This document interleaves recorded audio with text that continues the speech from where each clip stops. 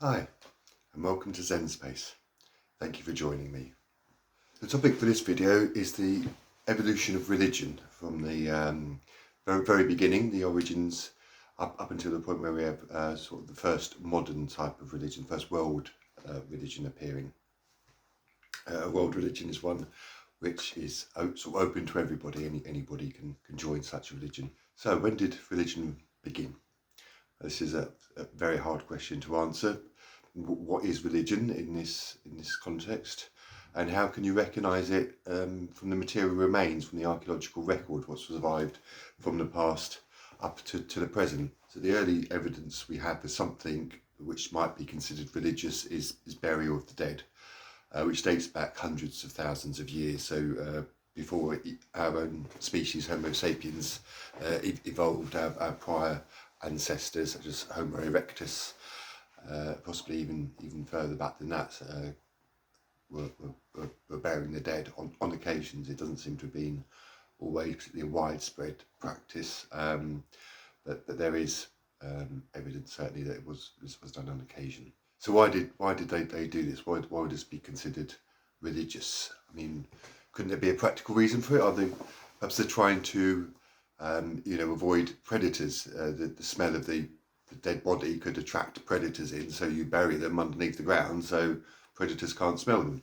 That doesn't really work. I mean, the amount of effort it takes to bury someone wouldn't make that practical. I mean, at this point in time, thousands of years ago, well, up until just a few thousand years ago, but throughout our history, we were a very mobile lifestyle. We were travelling around the environment quite regularly. For every couple of days we'd be marching on to somewhere new, somewhere where there's food and water available.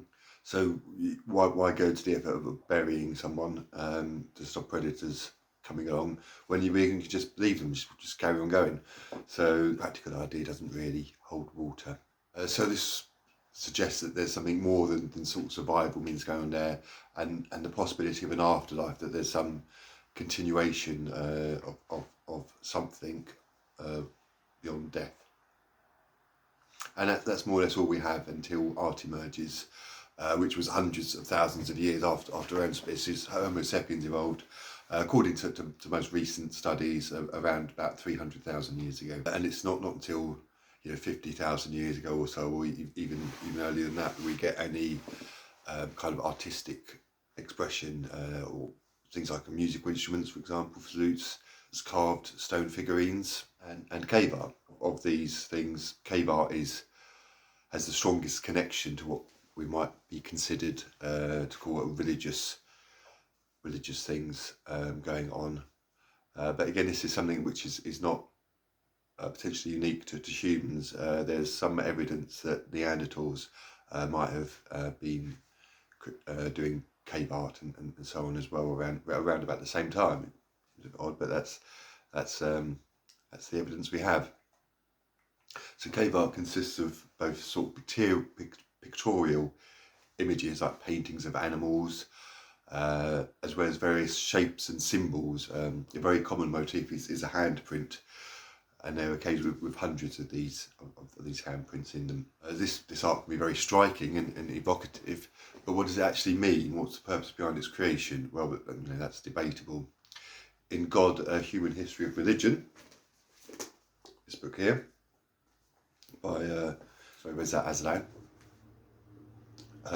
much is made of cave art there. There's spirituality and cultural significance, the role in ritual and religious experiences.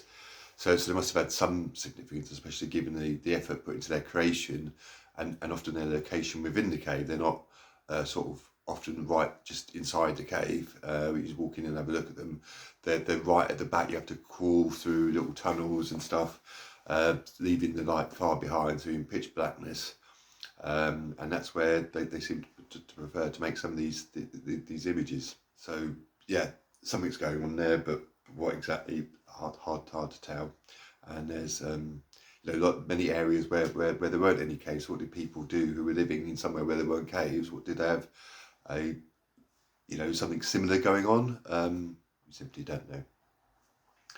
So because of the scantiness of the evidence, the material remains that we had to go on, what we can do is look at how people who live today in a very similar way to our past ancestors.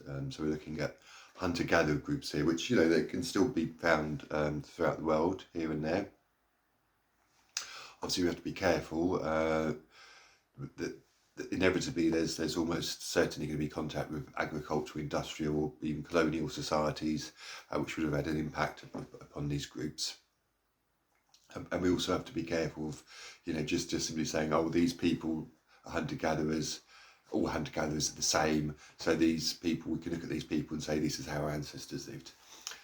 In The Foraging Spectrum by Robert L. Kelly, he has the following quote. He's stated bluntly, living hunter-gatherers are not humanity in a state of nature. They're not Pleistocene relics. They do not preserve an ancient way of life. We cannot reconstruct ancient human society by extrapolating backwards from living hunter-gatherers. And furthermore, the very goal of trying to define or model an early society, the first humans, is misinformed. Again, Kelly states, we must conclude that there is no original human society, no basal human adaptation. Studying modern hunter-gatherers in order to subtract the effects of contact with the world system, were that possible, and to uncover universal behaviours with the goal of reconstructing the original hunter-gatherer lifeway, is simply not possible, because that lifeway never existed. So, with these words of warning, noting there wasn't a single first culture from which we'll have emerged, and that we may be only to speak in general terms rather than making specific claims, what can modern hunter-gatherers tell us about how religion evolved? This is where things become a little complicated. When I was at university, this was, the textbook on hunter-gatherers. It had excellent information on foraging, subsistence patterns, sharing and exchange, mobility, group size and structure, kinship, all that. But when it comes to religion, it's fairly quiet. There's no chapter on religion, ritual, ceremony. In fact, these words don't even appear in the index. They're just simply not there. So that, unfortunately, doesn't help us a lot on that side. And I suspect the reason for that was the book is very much based, very much focused on those more practical sides of these cultures, and it's very actually difficult to analyse hunter-gatherer societies in terms of trying to define a religion that they might possess. This is because such societies are what we call very embedded. They have a very embedded structure, unlike us moderns who live in a very disembedded society. What do these terms here mean, embedded and disembedded? Well, in our society, we can easily distinguish between different types of activity, such as economic activity, going to work, political activity, voting, watching, news, religious activity, going to a temple or church or so on. So we can differentiate these things out. Whereas in hunter-gatherer societies, that's simply not possible. You can't tease these things apart. All activities are sort of blended and multifaceted. They're holistic. So, for example, something we'd think of as quite sort of a mundane practice, gathering food. Getting out there and gathering fruit, berries, nuts, or whatever.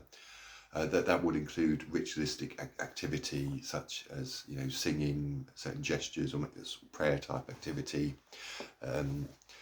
So is that purely economic, or is that religious?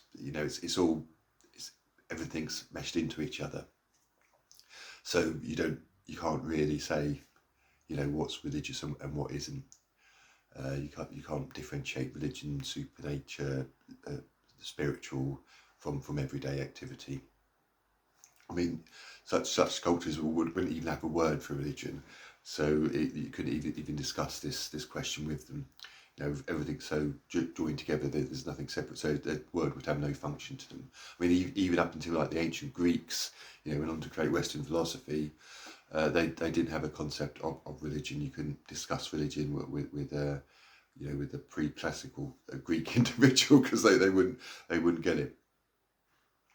So returning to the subject of this video, an article published in May 2016 in Human Nature by Hervey Peoples, Paul Duda and Frank Milo, entitled Hunter-Gatherers and the Origin of Religion, attempted to work out what were the earliest elements of religion to arise. So they used a global sample of hunter-gatherers and looked at particular traits that argued to be significant religious elements.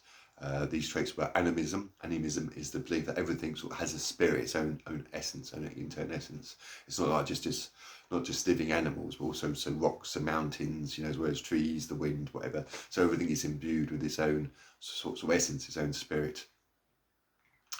Belief in an afterlife is another one of these elements. Shamanism, ancestor worship, and belief in a high or creator god, and whether that god is sort of remote, as nothing, created the world and then just sits by himself, doing nothing, not getting involved after that, or whether such, a high god, if believed in, actually has some influence or interaction with people. It's important in everyday life. So those were the elements that they were studying across all these different hunter-gatherers groups. So statistical analysis carried out on the sample of hunter-gatherers showed that animism was universal.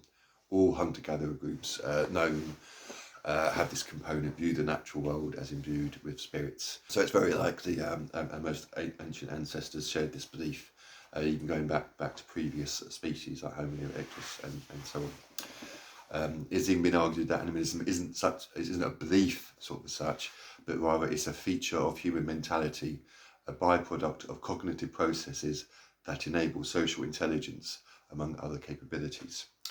It's a direct quote from the paper by People Duda and Milo there.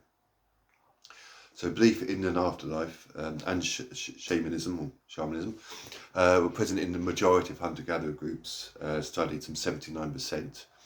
Although interestingly, this study suggested these are less common amongst African hunter-gatherers. So perhaps when our species, when our Europeans and Asians and so forth, when the ancestors of these people left Africa, we definitely encountered other Homo hominin species such as Neanderthals and Denisovans. And perhaps we got these the idea of shamanism and afterlife from these people, which is why it's not represented so much within Africa, or it could be some other historical processes going on there to cause this shift, and maybe it's just a way of analysis, going on today. So I referred to another paper which was written by Lyle Steadman, Craig Palmer and Christopher Tilley in 1990, published in 1996 in the journal Ethnology, and this paper was entitled The Universality of Ancestor Worship. They argued that actually ancestor worship is universally present. Every human society, every hunter-gatherer group we know of is actually involved in ancestor worship in one way or another. But sometimes this is obscured by maybe terminology or the manner in which the ancestors are addressed. So for example, if a group is totemic, and many groups are, they have like an animal, a special animal that's connected to that tribe or group, then when somebody dies who's a member of that group, that they might be thought of as going to the spirit world to join the totemic spirits, to join the spirits of the totem animals, and indeed that they might be seen as actually becoming one of these totemic forms, totemic spirits. And anthropologists would say, oh well, they're not ancestor worships there, they're worshipping totemic spirits, that they're not ancestor worship. Well, if the totems are your ancestors, when you die you become a totemic spirit, then the distinction between totems and ancestors is it's questionable that there really is one ultimately. So from making this kind of argument, they go on to say that ancestor worship is universal, and although they are looking at hunter-gatherer groups mostly, but was more complex groups than the first ones. They do use, like, for example, the Romans as an example of a society, a culture which we don't think of as ancestor worshippers. They were worshipping Jupiter and all that lot. Well, no, they were ancestor worshippers. Completely were. They had shrines. Every house would have a shrine to the ancestors, and there was various rituals done throughout the year. So ancestor worship was definitely a component of Roman religious behaviour. You can see that as being universal. And returning to the earlier study, the one looking at these elements, the belief in a high or creator god was found only amongst 39% of these hunter-gatherer groups in the sample, and a high or creator god which was actually involved in human affairs, which had an impact on everyday life, was only 15%, so not at all common. So the statistical analysis carried out suggests animism is the foundational religious element from which belief in an afterlife can arise, and in turn can learn to ancestor worship, and so on. What I find interesting is that statistical analysis reveals that belief in a higher creator god has no statistically significant support of a correlation with the other beliefs. So it appears that although belief in afterlife generally appears before belief in a high god, the two beliefs aren't connected. So the belief in an afterlife can disappear and a high god, carry on being believed in. So that's interesting that it doesn't have a connection with the other religious elements. So moving on towards the next phase in the evolution of religion, as society evolved, developed from hunter-gatherers to more complex societies, usually based on the domestication of plants or animals, like farming and herding, which changed our relationship with nature and with each other.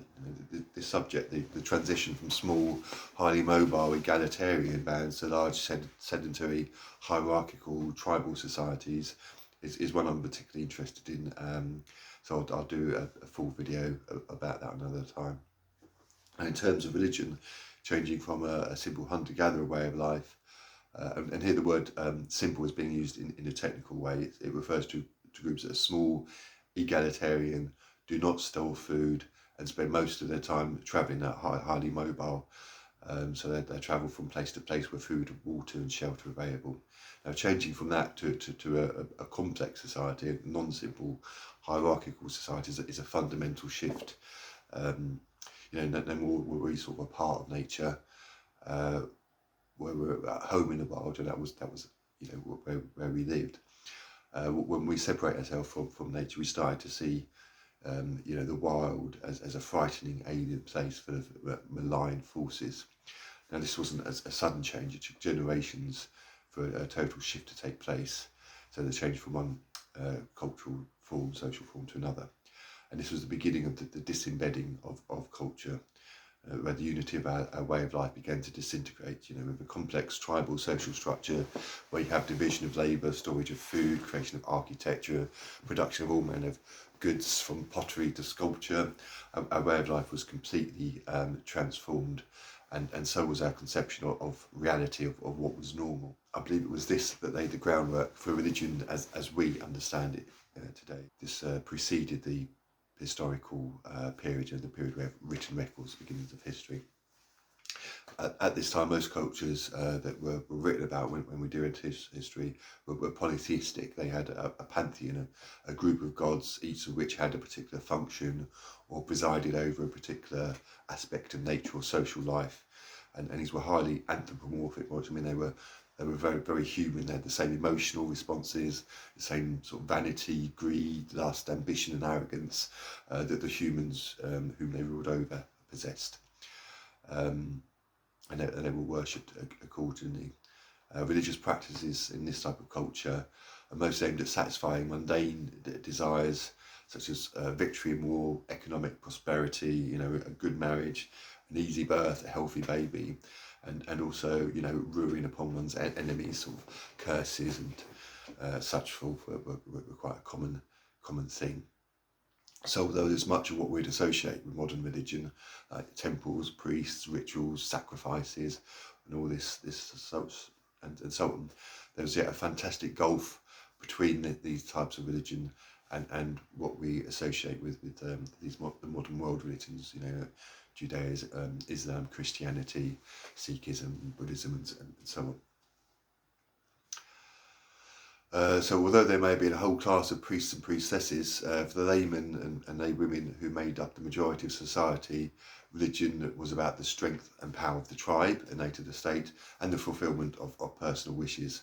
There was little, in a way, sort of ethics involved. There's no sort of spirituality, no idea of saving one's soul or trying to purify oneself and gain entrance to heaven after one's death.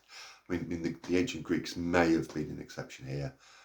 It's hard to tell, but for the Viking who died in battle, sure, he'd go to Valhalla to feast with Odin until Ragnarok came.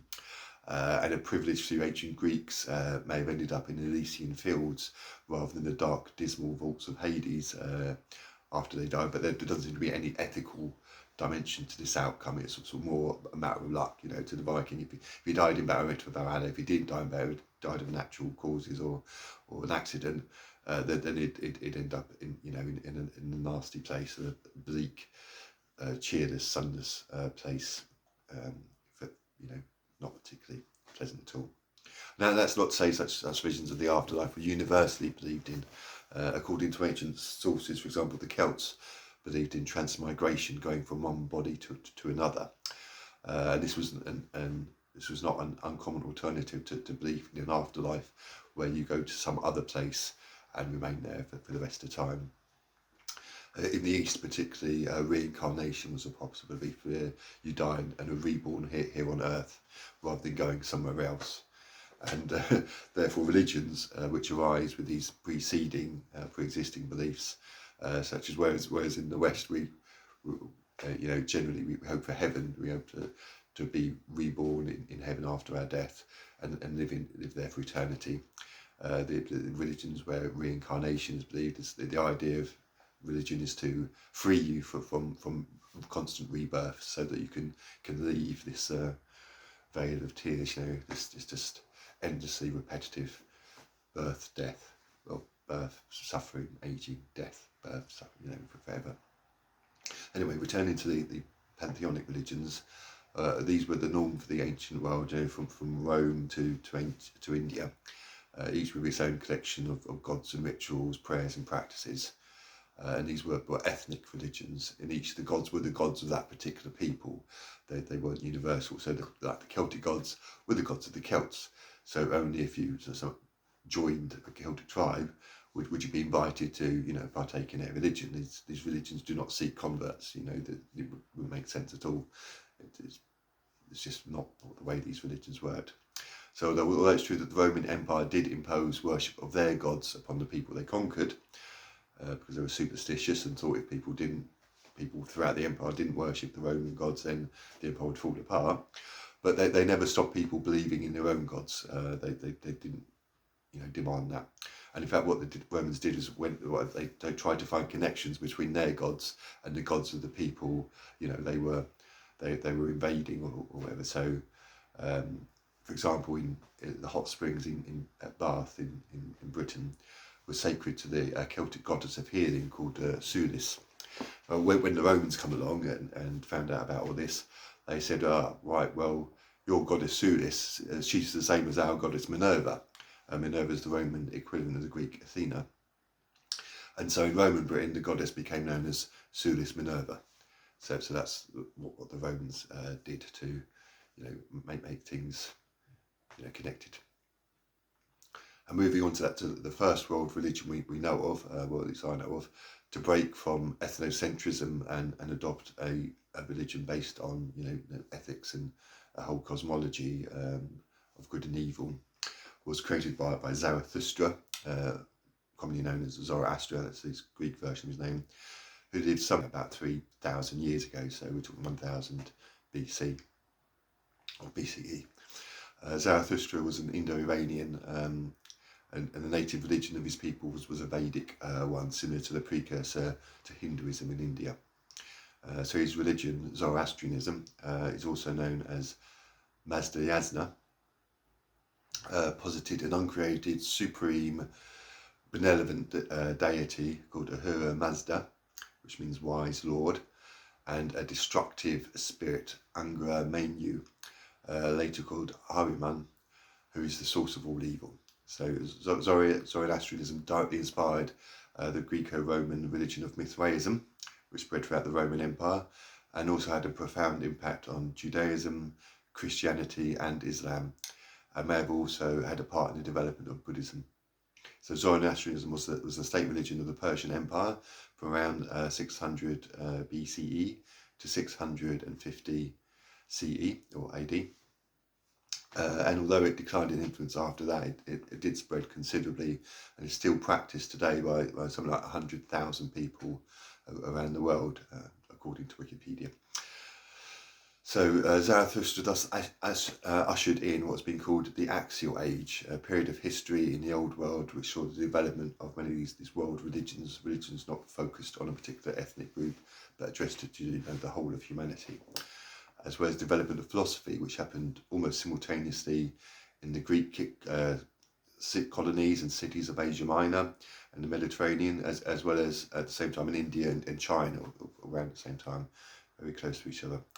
This again is something I want to address in later videos, but it seems that due most likely developing trade networks, the appearance of money, constant warfare, frequent political changes, and so forth, some people began questioning old certainties and their native religions, and looked for an alternative way of life to this chaotic goings on, looking for a way of life not built on wealth and pride and power, class and violence, which was the norm for the time, and really continues to be.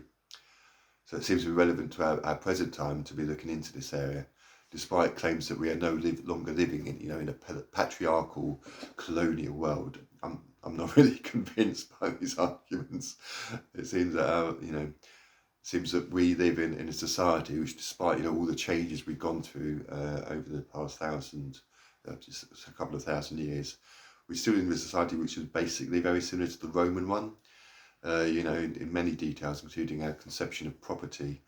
Our society still venerates wealth, prestige, power, fame, and although violence may not be directly seen as a positive thing so much these days, having a huge army and weapons of mass destruction, all countries want that.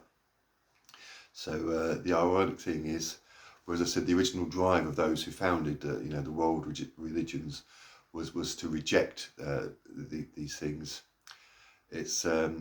These religions ended up sort of being twisted to reaffirm and perpetuate the very things they were sort of criticising, reacting against. So that's again a topic for another video. So what can we conclude from all this? It seems likely that our remote ancestors believed in animism, that everything had its own spirit, but whether they had a coherent religion as we would understand it is probably not the case. Nonetheless, as culture developed, religion began to appear with this pre-existing animistic belief serving as the foundation from which further religious developments arose. As society changed and became more tribal and antagonistic, religions generally took a common form of pantheism, involving usually a family or families of gods who are intimately linked with human affairs, and to whom rituals are conducted and sacrifices offered in order to appease their displeasure and bribe them into doing good for you, into doing you a favour. The change from this kind of religion to a new form, a religion applicable to everyone and which preaches ethical behaviour, humility, a rejection of violence, wealth and power, was a reaction to the prevailing religions at the time, and people become aware of the differences between their own religions and those of other cultures, where questions about the nature of reality and what had created it were first asked coherently and methodologically. The time of the first philosophers arising, and the evolution of philosophy is something I wish to address separately. So I'll finish this video here. I hope you found this interesting and informative exploration of the evolution of religion, and I'll certainly return to some of the issues that have been raised in this video. I'll put a number of links to videos associated with this area I've covered in the description, particularly the read more, but below this to access them. So until next time, thanks for watching. Cheerio and take care. Bye.